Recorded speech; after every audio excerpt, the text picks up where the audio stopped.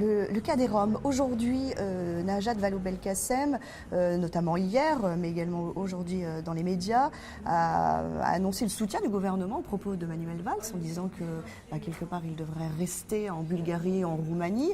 Aujourd'hui, elle a aussi annoncé que la France était contre l'entrée dans l'espace Schengen de la Bulgarie et de la Roumanie.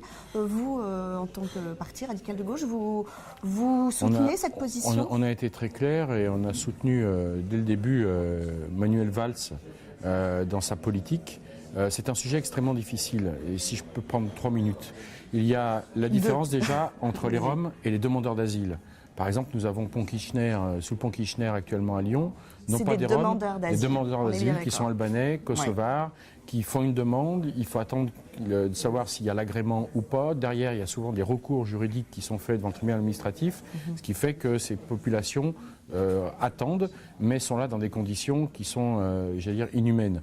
Tout comme les Roms ne viennent pas, et Manuel Valls a eu raison de le dire, ils ne viennent pas pour s'installer dans le temps. Ils viennent pendant une période, souvent pour récupérer un peu d'argent, pour repartir ensuite dans leur pays afin de les réinvestir. Et la différence entre les demandeurs d'asile et les Roms, c'est que les Roms sont européens et donc à partir de là, les règles de la communauté de l'Union européenne s'appliquent. Donc c'est un problème délicat.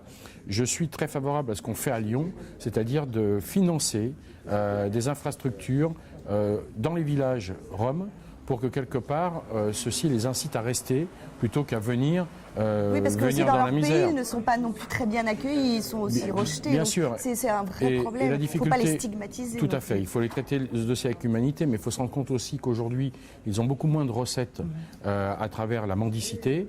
Et donc, pour essayer toujours d'avoir cet argent, il y a des choses, et je vois dans ma circonscription, de la prostitution de mineurs, qui fait que c'est insupportable et qu'on ne peut pas accepter cela. Donc à un moment donné, on a beau avoir tous les discours d'humanité, si on a un discours d'humanité, c'est de dire on ne peut pas accepter cela, donc il faut des mesures. Et tout ce qu'a dit Manuel Valls, c'est des propos que nous cautionnons totalement.